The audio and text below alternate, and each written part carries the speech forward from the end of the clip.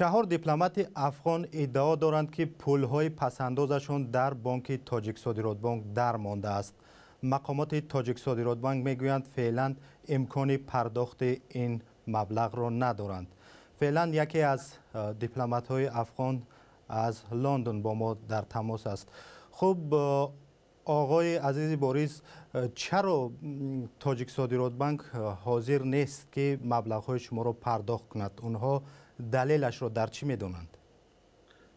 به نام خدا با سلام خدمت شما و بیننده های رادیو آزادی. خدمت شما باید عرض بکنم که این چرا را باید مقامات تاجیک صادرات بانک جواب بدن.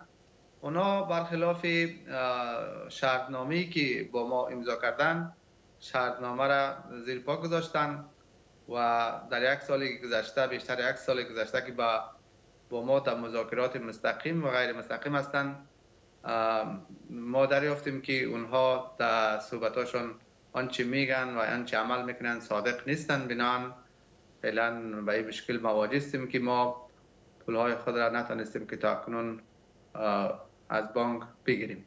از کی این پولهای شما در بانک تاجیک صادرات بانک نگهداری میشند و شما کی مراجعت کردید تا آنها را بازپس برایتان بدهند اما آنها راضی نشدند؟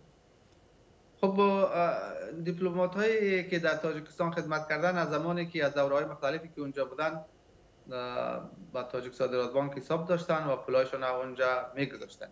پولای شخصی بنده از 2008 اونجا هست، اما بنده در سال گذشته در 2016 مراجعه کردیم.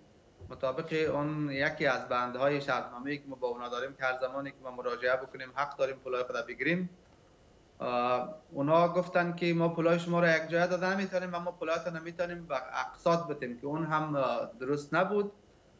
مذاکراتی که بنده با رئیس تاجیک صادرات بانک آقای تاج الدین داشتم و نمایندهشان خانم نگینه، من نامه رسمی از اینا دارم در پایان سال 2016 که اونا با اون نامهشان هم عمل نکردن. خلاصه با قول رایج کلاه گذاشتن سر ما. خب با اصطلاح شما سر شما نماینده های تاجیک صادرات بانک کلاه گذاشتن. قدم بعدی شما چی است؟ شما چی میخواهید با مسئولان تاجیک صادرات بانک یا با این بانک برای برگردانیدن امانت هایتان بکنید؟ خب اقدامات صورت گرفته. مقامات وزارت خارجه افغانستان و وزارت خارجه تاجیکستان در تماس هستند. موضوع در صحبت‌های رئیس شورای امنیت افغانستان با رئیس شورای امنیت تاجیکستان مطرح شده و همچنان دفتر رئیس جمهور افغانستان در جریان موضوع هست. ما امیدوار هستیم که به زودترین فرصت مقامات سفارت افغانستان در کابل در دوشنبه پیگیر این موضوع هستند. بارها با مقامات وزارت خارجه تاجیکستان و با تاجیک صادرات بانک پیرامون این موضوع صحبت داشتند. مقامات بانک متاسفانه برخورد تبعیض‌آمیز داشتن در برابر ما. اونا پولای دیگر دیپلمات ها را پرداختن و پول دیپلمات های افغانستان را به دلایلی اکنون نپرداختن. ما مدت زیادی با اینا مذاکره کردیم که از راهی که خودشان میخوان این پولا را بازگردانن. متاسفانه اینا هنوز پولا را باز نگرداندن. بعد از مراجعت به مطبوعات قدم بعدی با رساندن اطلاع به رئیس جمهوری مقامات ریاست جمهوری تاجیکستان است.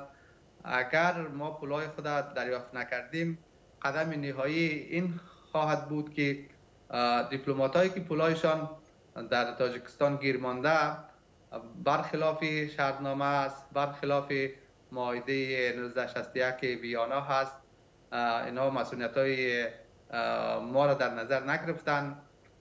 قانون هم در ساحه بین المللی هم در ساحه بانکداری زیر پا گذاشتن. قدم نهایی این خواهد بود که ما به محکمه بین المللی لاها مراجعه خواهیم کرد.